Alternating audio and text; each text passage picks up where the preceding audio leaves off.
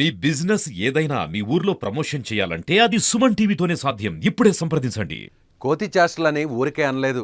అల్లరి ఎక్కువగా చేసేవారిని ఏంటా కోతి చేష్టలు అనడం నానుడి.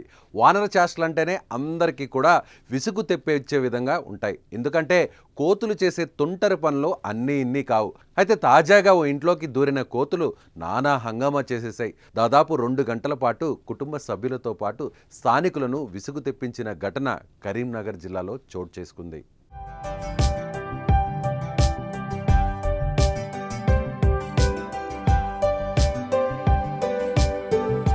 కరీంనగర్ జిల్లా రామడుగు మండల కేంద్రంలో నివాసం ఉండే తోట శంకర్ ఇంట్లో 2 కోతులు చొరబడ్డాయి.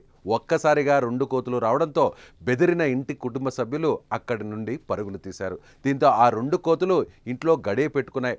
కానీ తిరిగి గడియ తీసుకునేందుకు వాటికి సాధ్యం కాలేదు. తోటి కోతులు ఆపదలో ఉన్నాయని గమనించిన కోతుల గుంపు ఇల్లును ఒక్కసారిగా చుట్టుముట్టేశాయి. దీంతో అక్కడ హడావిడి వాతావరణం నెలకొనింది. ఇంటి యజమాని స్థానికుల సాయంతో గడియను తీసేందుకు ప్రయత్నించినప్పటికీ అది కుదరలేదు. పైగా వారు చేసే ప్రయత్నం వాటికి ప్రమాదంగా భావించిన కోతులు బెదిరించాయి. కర్రతో కిటికీలో నుండి గడియ తీసేందుకు ప్రయత్నించిన స్థానికులు విఫలమయ్యారు. ఇక చివరికి ఎలాగో అలాగా కట్టర్ సహాయంతో ఓ కిటికీని కట్ చేసి తొలగించారు.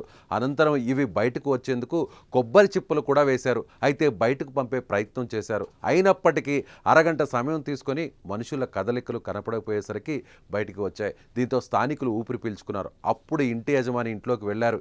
ఇటీవల కోతుల సంఖ్య పెరిగిపోవడంతో స్థానికులు భయపడుతున్నారు.